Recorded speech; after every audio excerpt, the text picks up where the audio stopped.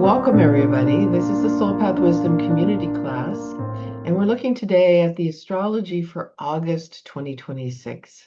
And I just love this image, this sense of the late summer grasses and happy dog frolicking around. Here we have our ephemeris for the month, so obviously you can refer back to this. It'll give you the information you need on when the moon is void of course and what day planets are moving into signs. So you can see that just in general for the month, that the big deal is that we have two eclipses. And the other aspect that's of note is that there's a fair amount of planetary sign change. You can see that Mercury is moving very fast. In my head, if I'm looking at a chart, I'm usually calculating Mercury, Venus, and the Sun moving at 1 degree per day, which is, kind of a good general overview, but sometimes they move faster or slower. So you see here, Mercury moving into Leo on August 9th, and then on the 25th, moving into Virgo. That's a very fast moving Mercury. Venus is moves into Libra, moving at a little bit more of a regular pace, stays in Libra for the balance of the month. So here we have our actual chart for the eclipse, and it is on August 12th, 1:37 p.m. in Washington, so that's 10:37 a.m. out here on the West Coast. And your time may differ, of course. So it's basically at 20 degrees of Leo, a couple of minutes on top of that. And you can see up here that we've got a pretty big stellium, three or more planets in one sign or one house, all in Leo. And even though the Mercury Jupiter is in the early signs in the first decan, and the actual new moon is just past 20, so it's going to be considered to be in the third decan, the one that would be Leo Aries, and in the way that you would interpret it. And the nodes, of course, as you might have noticed, have just in the last week moved into Leo and Aquarius. We are finished with all of the lessons of Virgo Pisces, at least on that nodal level. And we're now looking at how do we let go of the shadow energies of Leo within ourselves and within our society so that we are letting go of image and the need for approval and egotism in whatever way it shows up. Still keeping, of course, the better parts of Leo, which, leadership, graceful leadership, powerful leadership, creativity. Those are the positive, of course, that we will continue to nurture and cherish. But the North Node in Aquarius is asking all of us to wake up. I mean, at the highest levels of Aquarius, freedom, enlightenment, awakening, those are the Aquarian words. And, many times we think of it as just, oh, well, freedom to make the decisions I want to make, freedom to be myself and to be authentic. And of course, there's nothing wrong with that. But at the higher levels of Aquarius, we're asked to get ourselves out of the illusions of life, to understand who we are on a soul level, that at that higher frequency of soul, we are perfect. There is nothing to do and nothing to accomplish, nothing to strive for. Beingness is our essential nature, and oneness with each other and the planet and society and the cosmos, that's also our fundamental nature. But as one of the great mystics said, and I quoted him in my Soul Pathway book, even though the soul is perfect, we could all use a little work. And so there is that energy of the clouds that sit in front of the sun that keep us from knowing our essential nature. And that is so much the game of life. So this is at the highest levels what Aquarius brings to us. And it asks us to make the kind of radical changes in our perspectives that we need to make in order to come into more and more of a sense of freedom. And it very much represents the people versus the kings, the queens, the elite leaders, and finding a way to uh, bring our attention a little bit more to the needs of the collective with Aquarian energy. So, of course, we'll be talking about this over and over again in so many different classes. I think I've got one just set up for the month to go into deeper territory around these nodes. But you can also see, if you think about Jupiter and Mercury, uh, connected into this solar eclipse. And remember, an eclipse is simply a moon, a new moon or a full moon that is near the nodes and therefore has that extra firepower. And eclipses move us to our destiny quickly. And if we have to let go of something that we haven't let go of, then oftentimes we're forced to let go of it. It's something that happens that shakes us up. And there's a quick process of the release and the new situation coming into manifestation. When we have Jupiter and Mercury connected to it, we know that part of what might be happening is something new that we're learning. Both Mercury and Jupiter have to do with learning. Mercury more just the data level, learning something, synthesizing it, speaking it, teaching it. And Jupiter has a lot more to do with the big picture, with what we're learning and teaching that has meaning, that has truth behind it. And we're finding a way with this eclipse to understand more and maybe bring our actions, because sun always has to do with action, bring our actions in alignment with our sense of truth and meaning. And, be willing to process Mercury, what we need in order to accomplish what those goals might be. It's interesting that Pluto is in an opposition to the Mercury.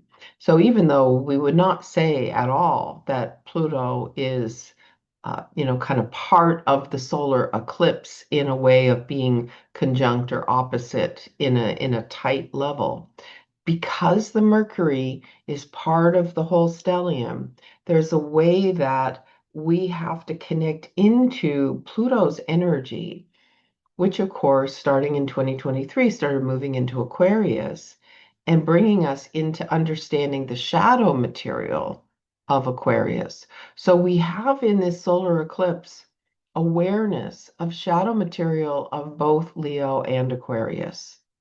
And the shadow material of Aquarius is often rationalizing and thinking we're being intellectual and detached in our orientation.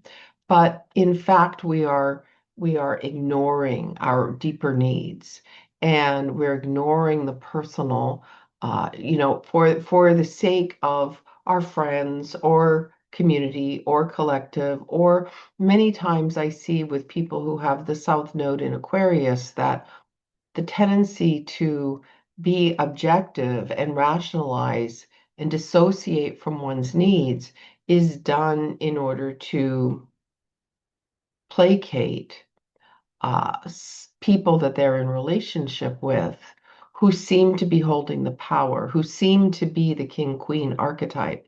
So I suspect there's something of that that's going along at this point in time where those in power, the modern queen rulers are wanting to make a big display of their power, and those of us who are more inclined toward taking care of people and equality and progress may feel like we're outpowered. We have to just accept and rationalize in some way. So this tug of war gets particularly strong, I believe, with this eclipse. And, one of the things I was thinking about today, because I've done a few sessions this week where this eclipse is strong in people's charts, this is, uh, Pluto in Leo is the signature of the baby boomer generation.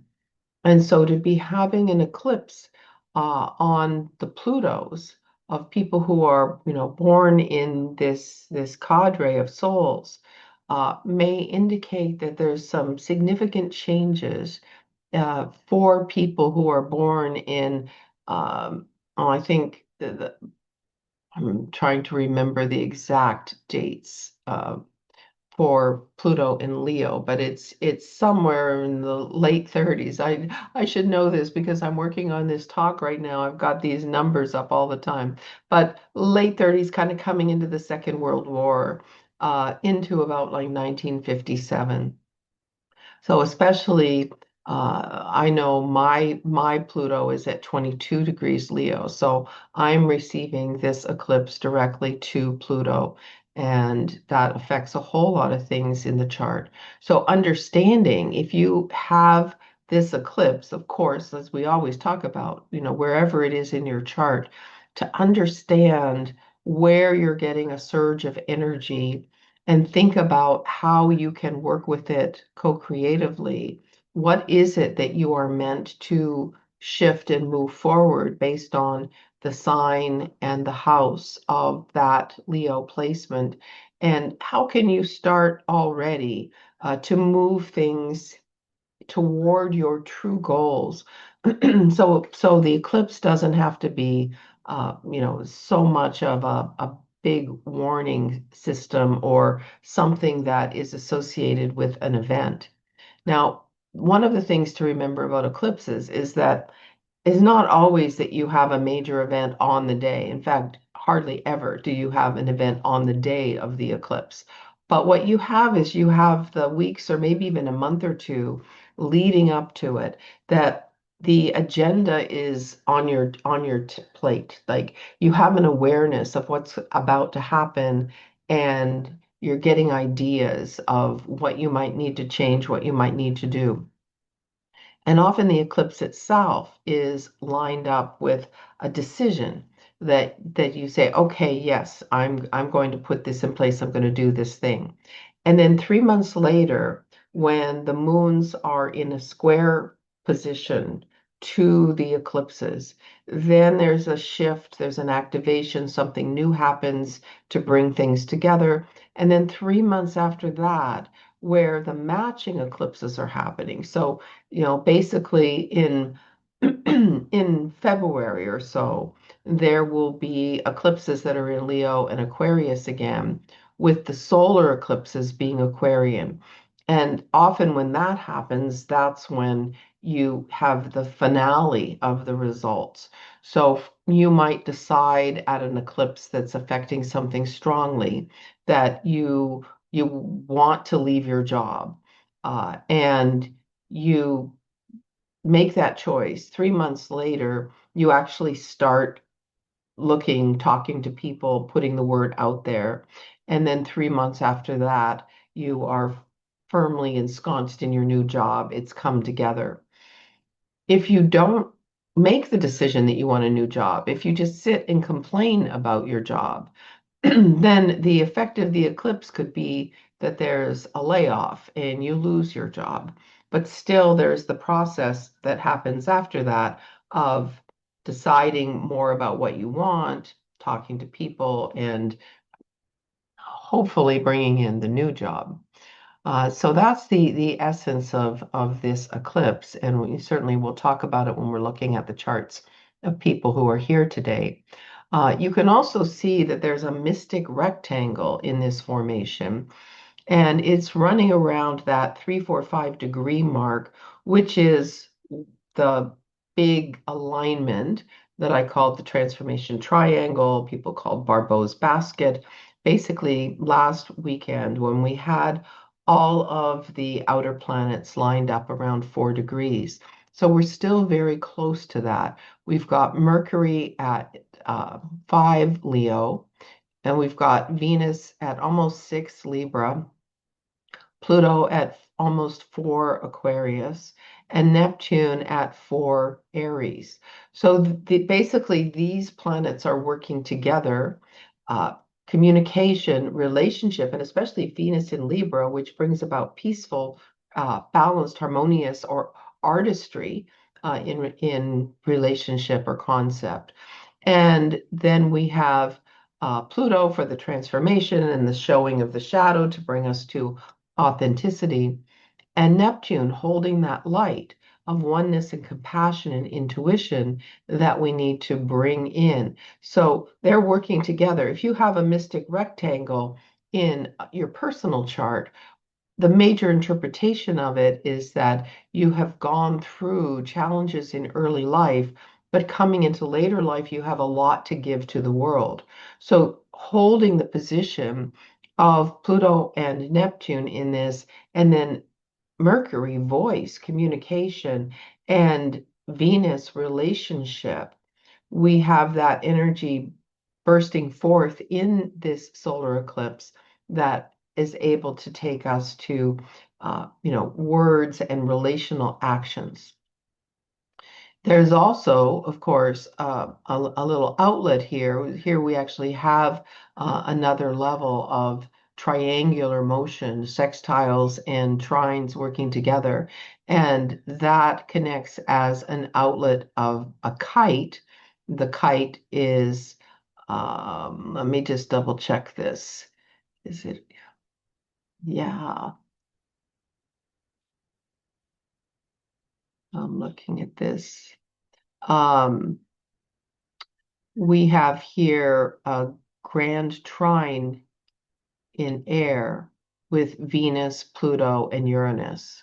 So that's an interesting piece. It's not a kite outlet. I was thinking it was for a moment, but it is in fact a grand trine, and the possibility of awakening to new information about relationships and the transformation, the power that you are working with in your own life is really strong with this if it's, specifically connected in your chart. We see that Saturn is still holding the place at 14 degrees Aries, that it was at the time of that basket formation. If you remember, Mars and Saturn were aligned in a sextile, working together to bring things into action and fruition, both quickly, Mars, and having the long-term view and having the sense of, what am I building for the long term that's in alignment with my karmic goals. Excuse me for all my coughing. Mm. Okay, let me get my tea here. I think that will help for the morning. I don't know about you, but with the moon in Pisces this morning, I did not want to wake up. Mm. That was a deep sleep that wanted to stay on the other side for a long time.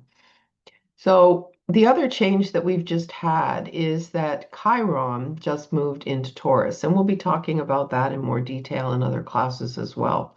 But just to know, if you have Chiron in Taurus, you're just beginning a several year process understanding the karmic wound you were born with about security, safety, stability, and, is there enough financial support for you in this life? But it is forming a trine to the south node, which, gives it some level of activation with this eclipse. And it's in a very tight sextile with Mars having just entered Cancer. So Mars, again, will desire action, but now in the sign of Cancer, where it wants to act in a way that is emotionally grounded, balanced, healing in orientation.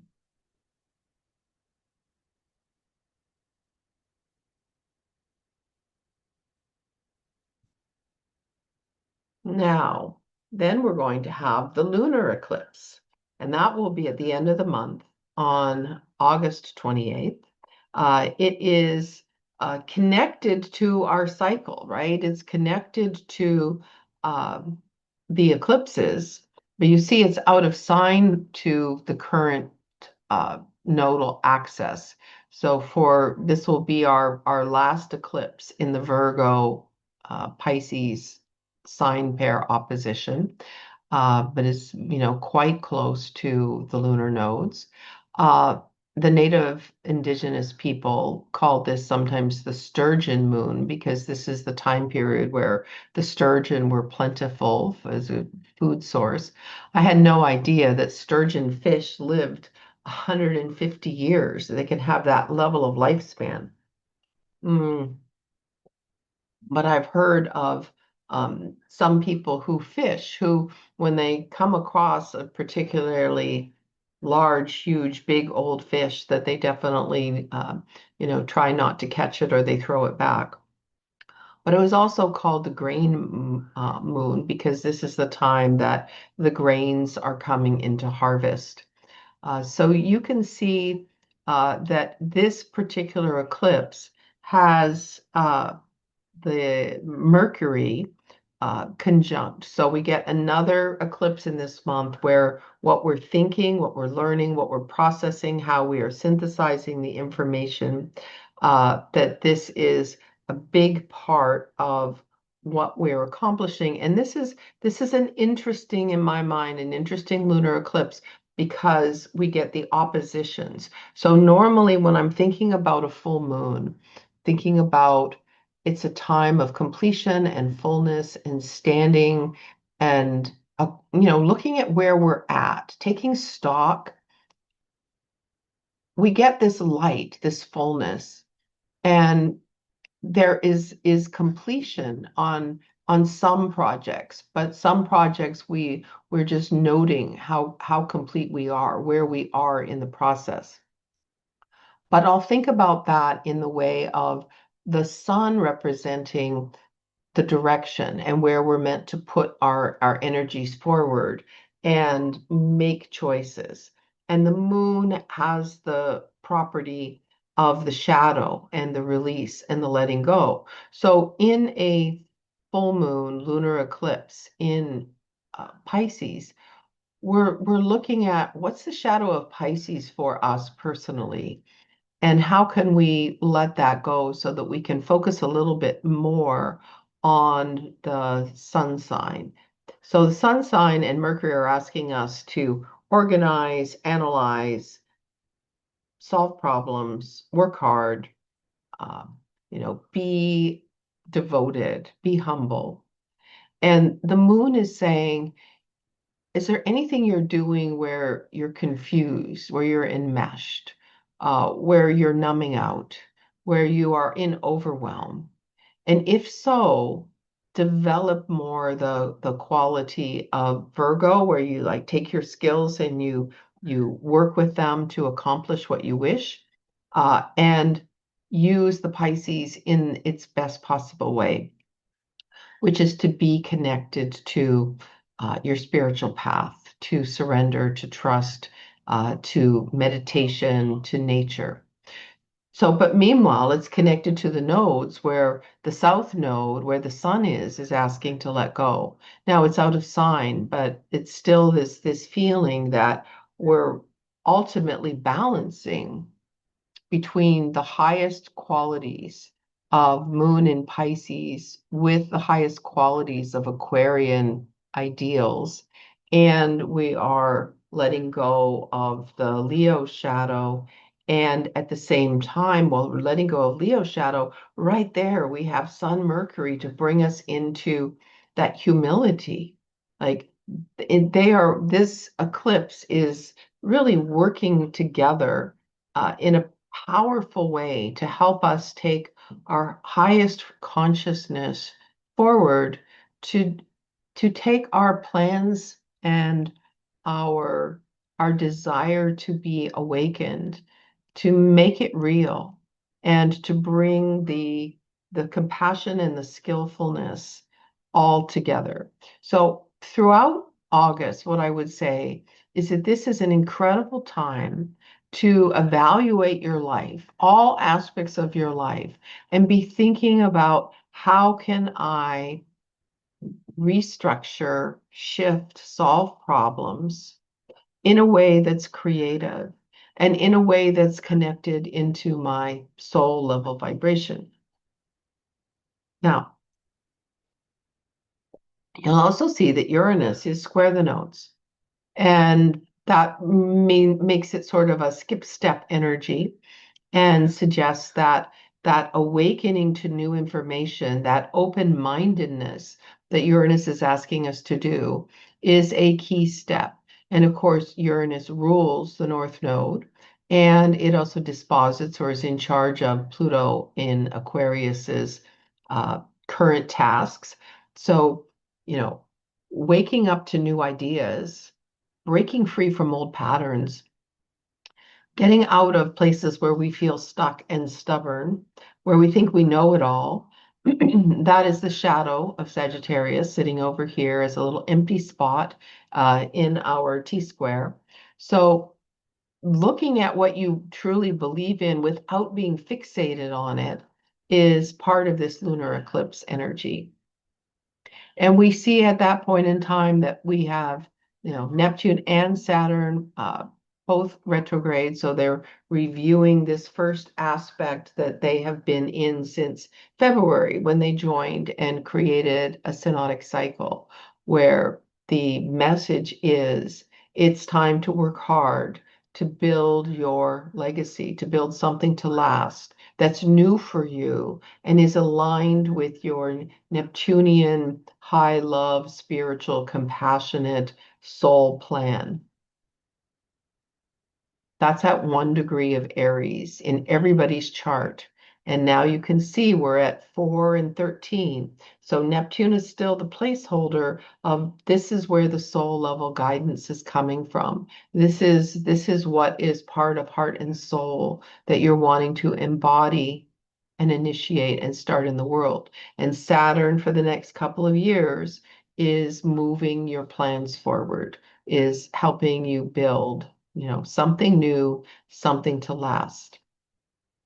And of course, we see that that triangular formation is still in place with Uranus, Pluto, and Neptune, and they will be connected to each other for several years now, getting a little wider sometimes and a little closer back and forth as they move forward, but also go through retrograde cycles.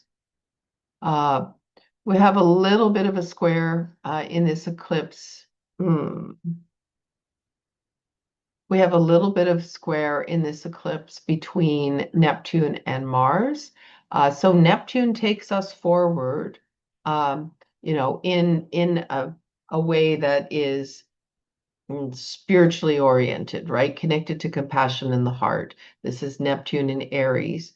But Mars is actually the doer in this. Mars is the planet that actually initiates and moves things forward. And it is in the sign of Cancer. So Mars in Cancer, some people might say that's kind of, an uncomfortable placement for it. But it asks us to move things forward from the position of the heart and healing. And that makes sense in my mind with how it might operate with Neptune. Jupiter in Leo is trine Neptune.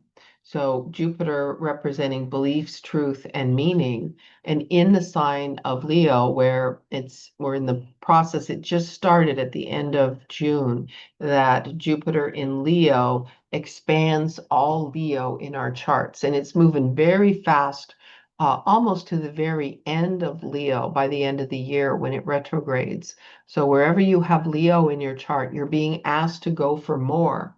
And as you go for more and you think about what your beliefs are now, maybe different from what they were 12 years ago, the last time it was in Leo, it's aligning with this flow with uh, the trine to Saturn. I think for a moment I was thinking as a trine to Neptune, but it's close enough. I would really count it to both of them, but the trine is stronger to Saturn and Aries. So when we're thinking Saturn and Aries, build something new to last. And Neptune, that high frequency, spiritual, intuitive energy, also coming through. Uh, Jupiter in Leo is very supportive to this new vision that you might be building in your life. And what's left over is sitting here looking at Venus still lovely, moving along in Libra. This is a sweet planetary configuration for this particular month to be having Venus in Libra. It's the sign that Venus rules. Venus likes being balanced, harmonious, and relational. Uh, I would count this as a trine to the North Node and supportive of the North Node, as long as you're aware of, can you be relational and also authentic? So the August dates to remember, first, as I mentioned, we still have Pluto, Uranus, and Neptune in alignment around 4 degrees. August 6th is a very interesting alignment. I'm calling it all eyes on Venus because we've got uh, Venus at the very beginning of Libra, and it's in an opposition with Neptune, a trine with Pluto in Aquarius, a trine with the moon in Taurus, and then quincunxes that make a yod with North Node in Aquarius and Chiron in Taurus. And I should have given you a chart for that to see it because it's so amazing that you have all these different planets in different aspects, energy pointing just to Venus, and really asking each one of us to look at relationship in our life, all kinds of relationship, and find a way to harmonize, and especially the challenge of the harmonization with the North Node in Aquarius, where we're angling for authenticity, and Chiron in Taurus, where we're looking at any security wounds. And it is the opposition, the Neptune, that's the middle part of the sextile between the North Node and Chiron. So it is at that place of compassion and oneness that we bring the whole construct together. But that's a lot of planets. And if you're wanting to create something, build something in relationship, something that's creative, it's a lot of planets trying to work together in the early part of August. And then we see from August 6th to the 15th, we have that grand trine of Venus, Pluto, and Uranus, and a kite opening to Neptune. So that's also just a whole nother piece that is supportive to relationships that are transforming and allowing you to be freedom to have freedom to be yourself, and also find balance and unconditional love, that soul-centered connection that we feel with Neptune.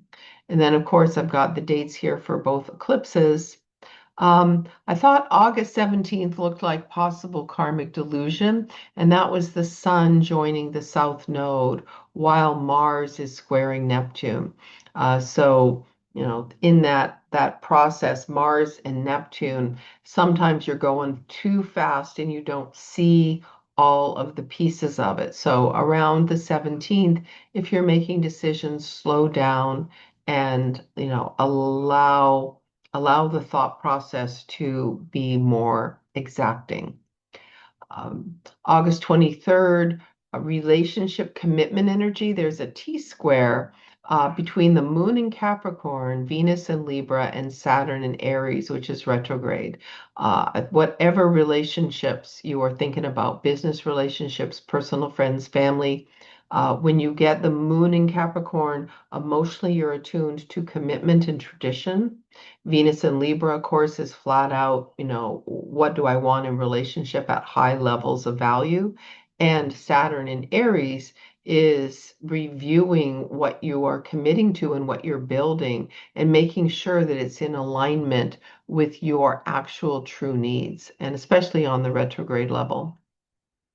And then we have another yod in August 26th, where we have Venus and Mercury, um, 3 Virgo. Yeah. Venus and Mercury at 3 degrees Leo, Virgo, quincunx Pluto in Aquarius, and Neptune in Aries. So Pluto and Neptune, as we know, are always in sextile with each other. So when something moves to the midpoint between them, we get the yod. A yod, in case that's a newer term to you, that is a finger of God. And whatever is the apex of that triangle is where there's a focus on development. And that planet is having trouble connecting to the quincunx planets, but the quincunx planets can connect with each other and find an alignment, and then find alignment with the apex planet, with its own, um, with kind of a synthesis there. So I know if you're a visual person, it's probably all sounding like gibberish, but maybe when we look at some charts, we'll be able to see some of these yods in people's charts, and make sense of what that analytical flow is. With any of these geometric alignments, the key is to understand how it's operating in your chart, what it's asking you to do, and then make the steps to do it, you know, to not just sit back and be an observer of your astrology, but to be with your astrology and feel those energies and evaluate those energies before they come into fruition, so that you are already opening the doors within your own life, that these alignments can bring you the gifts that they are offering. That's probably my greatest desire as a teacher of astrology for all of you, is for you to understand how to work consciously and co-creatively with your charts and with the events that are coming. And there's no greater time to pay attention to that than when we have eclipses, because we know that eclipses eclipse us into our soul's destiny. So let's take a look at a few charts of people who are here. I've got my little chart here that can tell you, my slide, what's still available for registration right now, including consulting skills at UAC. Intuitive skills for astrologer starts September 19th. Life stages in astrology starts October 31st. The intro to evolutionary astrology at Kepler is now open for registration, and I've got a special link in the community portal. And yes, UAC, I'm working hard on my slideshows for UAC. So much work. Um, Very excited about it though. Okay, I'm going to stop the share and get ready to share some charts.